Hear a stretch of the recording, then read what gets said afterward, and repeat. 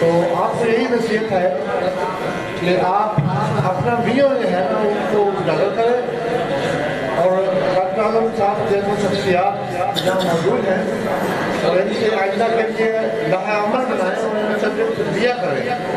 اور میری یہی گزارش ہے آپ کا پنجاب سے، آپ بچوں سے، اسٹوڈنٹ سے، اور جو آج اس ایکسپو میں آئے ہیں، کہ آپ نے اپنے خلوص نیت کے ساتھ آئندہ کے لیے آپ نے اپنے آپ کو تیار کرنا ہے، اور ایک رستہ ڈاکٹر صاحب دکھا رہے ہیں آپ کو چل کر، تو آپ آئندہ کے لیے آپ کی جو ایک لائن ہے، جو ایک رستہ ہے، اس پہ اپنے خلوص نیت کے ساتھ چل رہا ہے.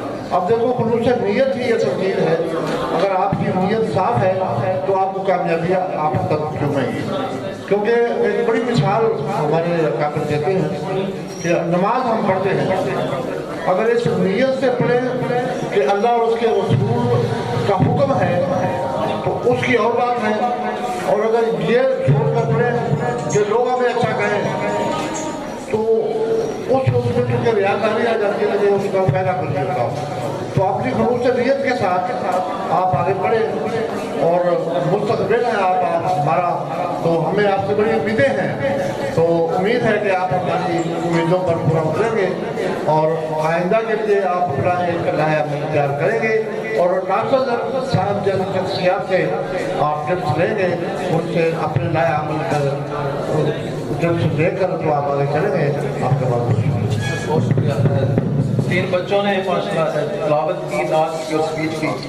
تو میں گزارش کروں گا کہ جن بچوں نے تلاوت کی ہے، نعت پڑھی ہے اور اسپیچ دی، ان کی سرٹیفکیٹ بنا دی. پیراڈائز ماڈل سے جس بچے نے ایک ایکٹیویٹی کی ہے اس کو جی اور فاطمہ کرنا تھا.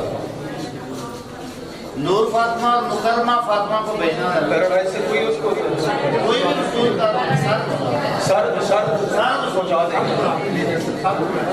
بچے ہیں تو بیٹا آج آپ سرٹیفکیٹ لے.